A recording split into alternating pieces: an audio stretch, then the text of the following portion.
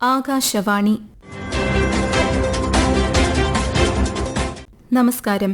ലോക ഭൗമദിനത്തിന്റെ പ്രസക്തി എന്ന വിഷയത്തിൽ ആകാശവാണി തിരുവനന്തപുരം പ്രാദേശിക വാർത്താ വിഭാഗം തയ്യാറാക്കിയ സ്പോട്ട്ലൈറ്റ് പരിപാടിയിലേക്ക് സ്വാഗതം. എല്ലാത്തരം ജീവജാലങ്ങൾക്കും ഒരുപോലെ അവകാശപ്പെട്ടതാണ് ഭൂമി. എന്നിരുന്നാലും മനുഷ്യന്റെ ചില പ്രവൃത്തികൾ ഭൂമിയുടെ ആവാസവ്യവസ്ഥയിൽ അഭൂതപൂർവമായ സമ്മർദ്ദം ചെലുത്തുന്നു. പരിസ്ഥിതി സംരക്ഷണം ഐച്ഛികമല്ലെന്നും അത് അതിജീവനത്തിന് അത്യാവശ്യമാണെന്നുമുള്ള ശക്തമായ ഓർമ്മപ്പെടുത്തലുമായാണ് എല്ലാ വർഷവും ഏപ്രിൽ 22 ലോക ഭൗമദിനം ആചരിക്കുന്നത്.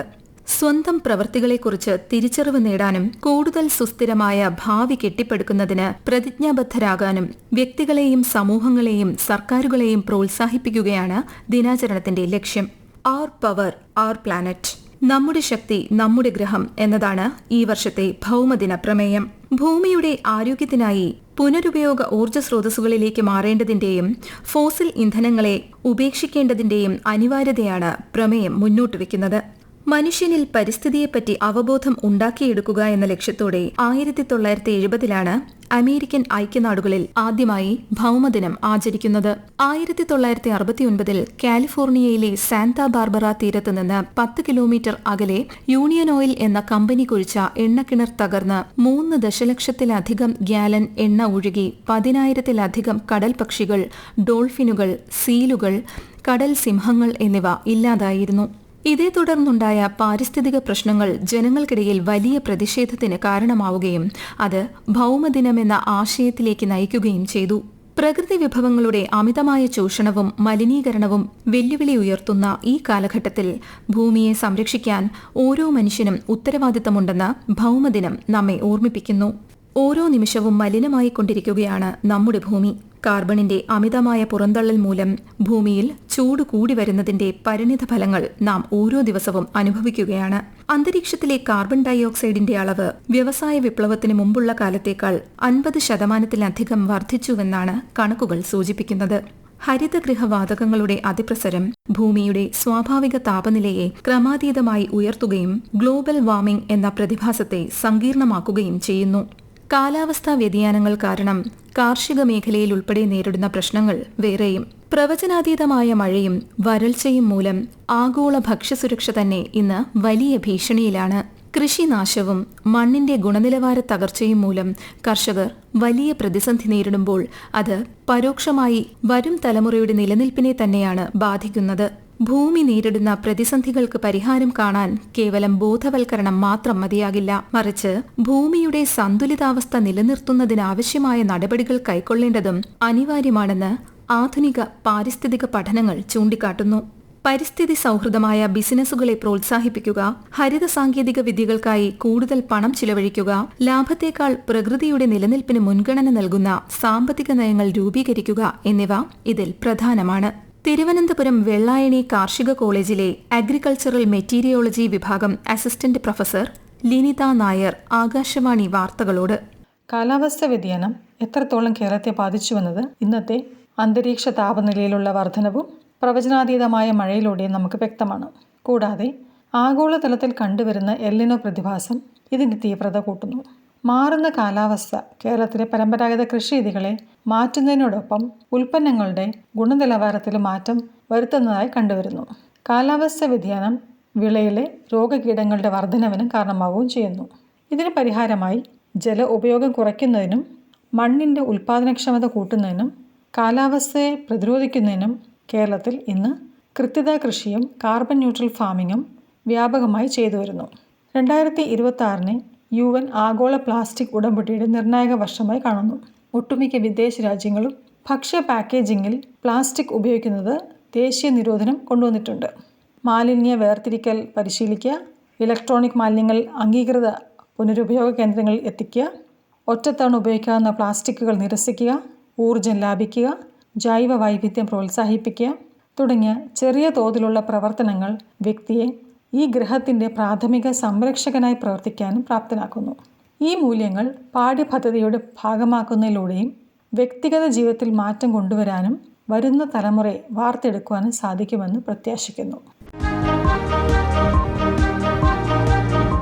കാലാവസ്ഥാ വ്യതിയാനം പോലെ തന്നെ ഭയാനകമാണ് ജൈവ വൈവിധ്യത്തിന്റെ നാശവും. ആയിരക്കണക്കിന് ജീവജാലങ്ങളാണ് നിലവിൽ വംശനാശ ഭീഷണി നേരിടുന്നത്. തേനീച്ചകളെയും മറ്റ് പരാഗണകാരികളായ ചെറുപ്രാണികളെയും പോലുള്ള ജീവികൾ നമ്മുടെ ഭക്ഷ്യശൃംഖലയുടെയും ആവാസ വ്യവസ്ഥയുടെയും നിലനിൽപ്പിന് അത്യന്താപേക്ഷിതമായ കണ്ണികളാണ്. ലോകത്തിലെ ഭക്ഷ്യവിളകളിൽ 1/3 പരാഗണത്തിലൂടെ ഉൽപ്പാദിപ്പിക്കപ്പെടുന്നവയാണെന്നതിനാൽ ഈ കണ്ണികൾ അറ്റാൽ അത് മനുഷ്യരാശിയുടെ ഭക്ഷ്യസുരക്ഷയെയും ആത്യന്തികമായി നിലനിൽപ്പിനെയും നേരിട്ട് ബാധിക്കും. ആവാസ വ്യവസ്ഥ പുനഃസ്ഥാപിക്കൽ എന്നത് കേവലം മരം നടൽ എന്നതിലുപരി സങ്കീർണമായ ഒരു പ്രക്രിയയാണ്. നശിപ്പിക്കപ്പെട്ട വനപ്രദേശങ്ങൾ, തണ്ണീർത്തടങ്ങൾ, പവിഴപ്പുറ്റുകൾ എന്നിവയെ അവയുടെ സ്വാഭാവികമായ സന്തുലിതാവസ്ഥയിലേക്ക് തിരികെ കൊണ്ടുവരികയാണ് ഇതിലൂടെ ലക്ഷ്യമിടുന്നത്. പ്രകൃതിയുടെ വൈവിധ്യം സംരക്ഷിക്കുക എന്നതാണ് വരും തലമുറയുടെ നിലനിൽപ്പിനായി നാം ചെയ്യേണ്ട ഏറ്റവും വലിയ നിക്ഷേപം. ധ്രുവപ്രദേശങ്ങളിലെ മഞ്ഞുരുകുന്നതിലൂടെ സമുദ്രനിരപ്പ് ഉയരുന്നത് കേരളം ഉൾപ്പെടെയുള്ള തീരദേശ സംസ്ഥാനങ്ങൾക്ക് വലിയ വെല്ലുവിളിയാണ് ഉയർത്തുന്നത്. തീരശോഷണവും സമുദ്രജലം ഉൾനാടുകളിലേക്ക് കയറുന്നതും നമ്മുടെ ജൈവ വൈവിധ്യത്തെയും ജനവാസ മേഖലകളെയും ഒരുപോലെ തകർക്കുന്നു. ലക്ഷക്കണക്കിന് ടൺ പ്ലാസ്റ്റിക് മാലിന്യങ്ങളാണ് ഓരോ വർഷവും സമുദ്രങ്ങളിൽ കുമിഞ്ഞുകൂടുന്നത്. ഇത് കടൽ വിഭവങ്ങളെയും അവയെ ആശ്രയിച്ചു കഴിയുന്നവരെയും ബാധിക്കുന്നു.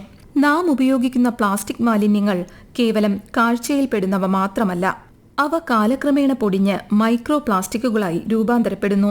നമ്മുടെ കുടിവെള്ളത്തിലും ഭക്ഷണത്തിലും കടൽ വിഭവങ്ങളിലും വരെ ഇന്ന് ഈ പ്ലാസ്റ്റിക് കണികകൾ കലർന്നിട്ടുണ്ട്.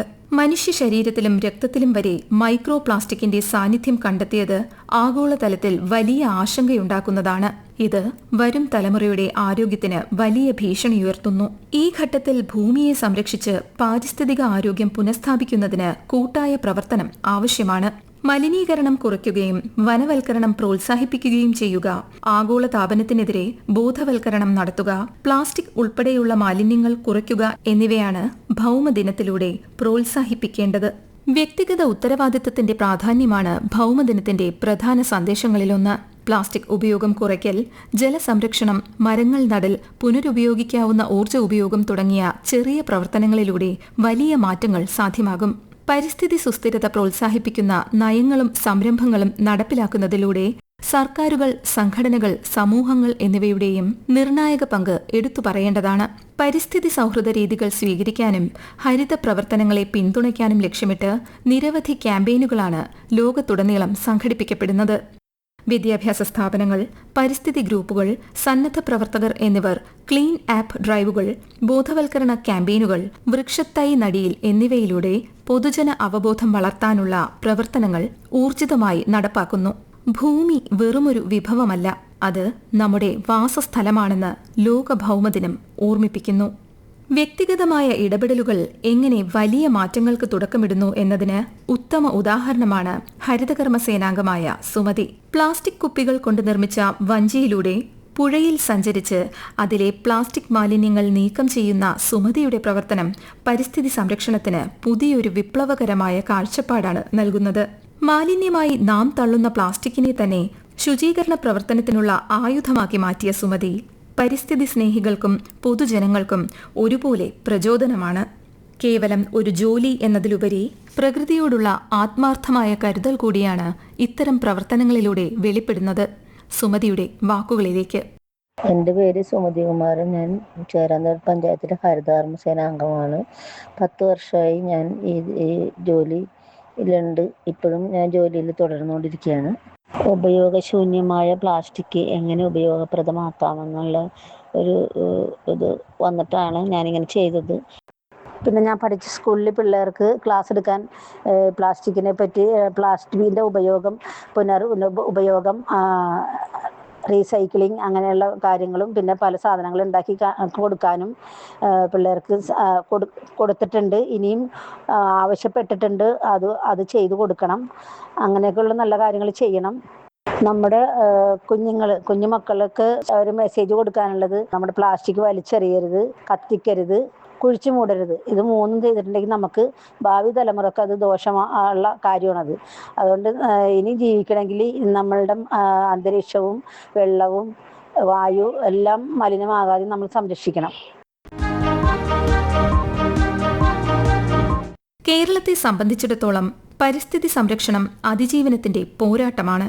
അടുത്ത കാലത്തുണ്ടായ പ്രളയങ്ങളും ഉരുൾപൊട്ടലുകളും പശ്ചിമഘട്ടത്തിന്റെ സംരക്ഷണവും തണ്ണീർത്തടങ്ങളുടെ നിലനിൽപ്പും എത്രത്തോളം പ്രധാനമാണെന്ന് നമ്മെ ഓർമ്മിപ്പിച്ചവയാണ്. നമ്മുടെ ഗ്രാമങ്ങളിലെ ജലസ്രോതസ്സുകൾ സംരക്ഷിക്കപ്പെടേണ്ടത് പ്രാദേശികമായ കാലാവസ്ഥയെ നിലനിർത്താൻ അനിവാര്യമാണ്. പശ്ചിമഘട്ടം തകർന്നാൽ കേരളത്തിന്റെ ജലസ്രോതസ്സുകളും കാലാവസ്ഥയും ഒരുപോലെ തകരുമെന്ന ശാസ്ത്രീയ മുന്നറിയിപ്പുകൾ നാം ഗൌരവത്തിലെടുക്കണം. പാരിസ്ഥിതിക വെല്ലുവിളികൾ വർദ്ധിക്കുമ്പോൾ ഹരിതവും ആരോഗ്യകരവുമായ ഒരു നാളേക്കായി ഇന്ന് പ്രവർത്തിക്കാൻ നാം ഓരോരുത്തരും ജാഗ്രത കാണിക്കണം. ഭൂമിയെ സംരക്ഷിച്ചുകൊണ്ട് ഭൂമി നമുക്ക് നൽകുന്ന വിഭവങ്ങൾ നാളേക്കായി കരുതിവെക്കാമെന്ന പ്രതിജ്ഞയെടുത്തുകൊണ്ടാണ് ലോകത്തുടനീളമുള്ള ഓരോ പരിസ്ഥിതി പ്രവർത്തകരും തങ്ങളുടെ സേവനം തുടരുന്നത്. പ്രതിഫലം കൂടാതെയുള്ള ഇത്തരം പ്രവർത്തനങ്ങൾ തീർച്ചയായും പ്രോത്സാഹിപ്പിക്കപ്പെടേണ്ടതുണ്ട്. അത്തരത്തിൽ നാം ഏവരും മാതൃകയാക്കേണ്ട വ്യക്തിത്വമാണ് കണ്ണൂർ ധർമ്മടത്തുള്ള സുരേന്ദ്രൻ. പുഴകൾ വൃത്തിയാക്കുന്നതിലൂടെയും സംസ്ഥാനത്തുടനീളം കണ്ടൽ ചെടികൾ നട്ടുപിടിപ്പിച്ചതിലൂടെയും കണ്ടൽ സുരേന്ദ്രൻ എന്ന വിളിപ്പേര് ഇദ്ദേഹത്തിന് ലഭിച്ചു. പരിസ്ഥിതി സംരക്ഷണവും കണ്ടലിന്റെ ആവാസ വ്യവസ്ഥയും എത്രത്തോളം ബന്ധപ്പെട്ടിരിക്കുന്നു എന്ന് വിശദീകരിക്കുകയാണ് ശ്രീ സുരേന്ദ്രൻ. ഈ അടുത്ത കാലം വരെയും കണ്ടൽക്കാടുകളെ പാഴ്നിലങ്ങളായിട്ടാണ് പലരും കണക്കുകൂട്ടിയിരുന്നത്. എന്നാൽ സുനാമി പോലുള്ള പ്രതിഭാസങ്ങൾ ഉണ്ടായ സമയത്ത് കണ്ടൽക്കാടുകൾ നിലനിന്നിരുന്ന സ്ഥലങ്ങളിൽ വളരെ നാശനഷ്ടം കുറവായിരുന്നു. കണ്ടൽക്കാടുകൾ ഇല്ലാത്ത പ്രദേശങ്ങളിൽ നാശനഷ്ടങ്ങൾ വളരെ കൂടുതലായിട്ടുണ്ടായിരുന്നു. അതിന്റെ ഫലമായിട്ട് കണ്ടൽക്കാടിനെ കുറിച്ച് കൂടുതൽ അറിയുകയും അതിനെക്കുറിച്ച് പഠനം നടത്തുകയും കണ്ടൽക്കാടിന്റെ പാരിസ്ഥിതിക പ്രാധാന്യത്തെക്കുറിച്ച് ബോധവാന്മാരാകുകയും ജനങ്ങളെ ബോധവൽക്കരിക്കുകയും ചെയ്യുന്ന ഒരു പ്രവർത്തനങ്ങൾ അന്ന് മുതലേ നടന്നു വരുന്നുണ്ട്. ഈ കണ്ടൽ ഉൾപ്പെടുന്ന ഒരു ആവാസ വ്യവസ്ഥ തണ്ണീർത്തടങ്ങളിലാണ് പ്രധാനമായിട്ടും കണ്ടൽക്കാടുകൾ കണ്ടുവരുന്നത്. ഈ തണ്ണീർത്തടങ്ങൾ ഭൂമിയിലെ ജലസ്രോതസ്സുകളെ ഉയർത്താൻ സഹായിക്കുന്ന പ്രധാനപ്പെട്ട ഘടകങ്ങളാണ്. അതുപോലെ തന്നെ ഒരു പരിധിവരെ സുനാമി പോലത്തെ പ്രകൃതി ദുരന്തങ്ങളെ നേരിടാനും കാറ്റിനെ തടഞ്ഞു നിർത്താനും വേലിയേറ്റത്തെ തടഞ്ഞു നിർത്താനും അതുപോലെ ശക്തമായ തിരമാലകളിൽ നിന്നും ഇത് ഭൂമിയെ രക്ഷിക്കുന്നതിന് വേണ്ടിയിട്ട് ഒരു വൻമതിൽ പോലെ സൃഷ്ടിക്കപ്പെടുന്നതാണ് കണ്ടൽക്കാടുകൾ. മണ്ണൊലിപ്പാടാൻ സഹായിക്കുന്നുണ്ട്. അതുപോലെ തന്നെ ദേശാടന പക്ഷികളുടെ ആവാസ കേന്ദ്രവും മറ്റ് നിരവധി മത്സ്യങ്ങളുടെ വാസസ്ഥാനവും കണ്ടൽക്കാടുകളാണ്. അതുപോലെ മാലിന്യങ്ങളെ വലിച്ചെടുക്കാനുള്ള കഴിവുകൾ കണ്ടൽക്കാടുകൾക്കുണ്ടെന്നുള്ളത് നാം തിരിച്ചറിഞ്ഞു കഴിഞ്ഞിരിക്കുന്നു. ആഗോളതാപനം നിയന്ത്രിക്കുന്നതിന് വേണ്ടിയിട്ട് വലിയൊരു പരിധിവരെ കണ്ടൽക്കാടുകൾ സഹായിക്കുന്നുണ്ട്. മാലിന്യങ്ങളെ സംസ്കരിക്കുന്നതിനുള്ള കഴിവുകളും കണ്ടൽക്കാടുകളുണ്ട്. പക്ഷേ അധികമായാൽ അമൃതം വിഷമാണെന്ന് പറയുന്ന പോലെ കണ്ടൽ പ്രദേശങ്ങളിൽ വ്യാപകമായ രീതിയിൽ മാലിന്യ നിക്ഷേപങ്ങൾ നടക്കുന്നുണ്ട്. ജനസംഖ്യയിലെ വർധനയും കാലാവസ്ഥാ വ്യതിയാനവും ആഗോള താപനവും പ്രകൃതി ദുരന്തങ്ങളും കാരണം അപകടകരമായ സാഹചര്യത്തിലൂടെയാണ് നാം കടന്നുപോകുന്നത്. കാലാവസ്ഥാ വ്യതിയാനം രൂക്ഷമായിക്കൊണ്ടിരിക്കുന്ന സാഹചര്യത്തിൽ മനുഷ്യരാശിയുടെ നിലനിൽപ്പിന് ഭൂമിയുടെ സ്വാഭാവികമായ ഘടന നിലനിർത്തേണ്ടത് അനിവാര്യമാണ്. ഭൂമി നമുക്ക് പ്രദാനം ചെയ്യുന്ന വിഭവങ്ങൾ കൃത്യമായി സംരക്ഷിക്കപ്പെടേണ്ടതുണ്ട്. എല്ലാ ദിവസവും ഭൗമദിനമായി കരുതി പ്രകൃതിയെ സ്നേഹിക്കുകയും സംരക്ഷിക്കുകയും ചെയ്യാം. ലോക ഭൗമദിനത്തിന്റെ പ്രസക്തി എന്ന വിഷയത്തിൽ ആകാശവാണി തിരുവനന്തപുരം പ്രാദേശിക വാർത്താ വിഭാഗം തയ്യാറാക്കിയ സ്പോട്ട്ലൈറ്റ് പരിപാടി ഇവിടെ സമാപിക്കുന്നു. ഏകോപനം ലെമി ജി നായർ. തയ്യാറാക്കിയത് കൃഷ്ണ പ്രകൃതി, കാർത്തിക വിശ്വംഭരൻ. അവതരണം അഞ്ജു പ്രഭ.